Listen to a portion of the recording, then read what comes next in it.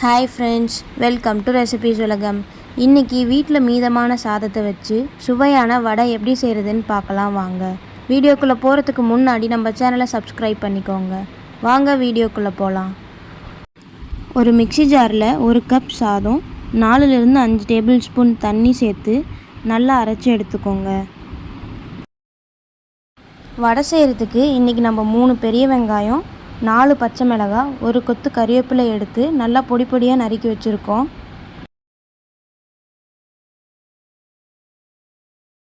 நம்ம ஏற்கனவே அரைச்சி வச்சுருக்க சாதத்தை ஒரு பவுலில் சேர்த்துட்டு அதோடு நம்ம பொடி பொடியாக நறுக்கி வச்சுருக்க வெங்காயம், பச்சை மிளகாய், கறிவேப்பிலை 3ஐயும் சேர்த்துக்கலாம்.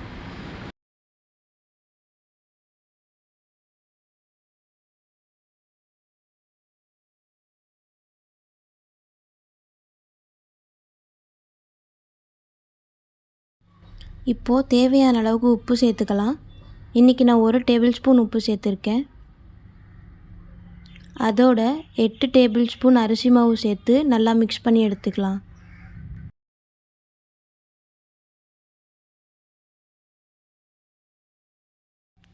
மிக்ஸ் பண்ணுறதுக்காக 1 டேபிள் ஸ்பூன் தண்ணி சேர்த்து நல்லா மாவு பதத்துக்கு மிக்ஸ் பண்ணி எடுத்துக்கோங்க.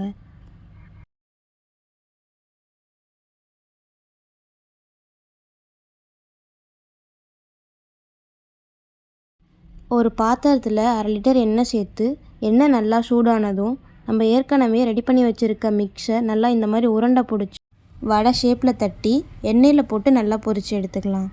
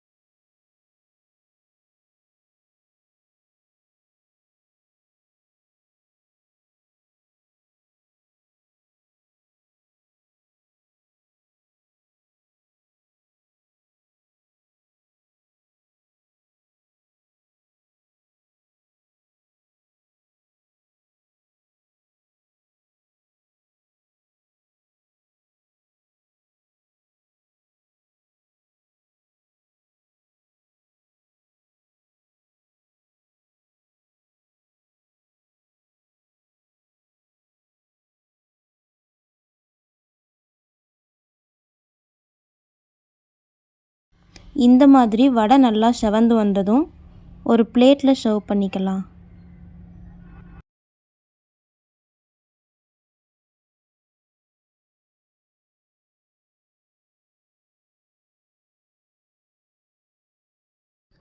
சுவையான சாத வடை ரெடி.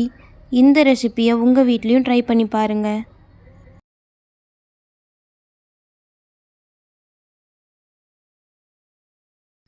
இந்த வீடியோ பிடிச்சிருந்தால் லைக் பண்ணுங்கள். ஏதாச்சும் சஜஷன்ஸ் இருந்துச்சுன்னா கமெண்ட் பண்ணுங்கள். மறக்காமல் ரெசிபீஸ் உலகம் சேனலை சப்ஸ்கிரைப் பண்ணிக்கோங்க. தேங்க்ஸ் ஃபார் வாட்சிங்.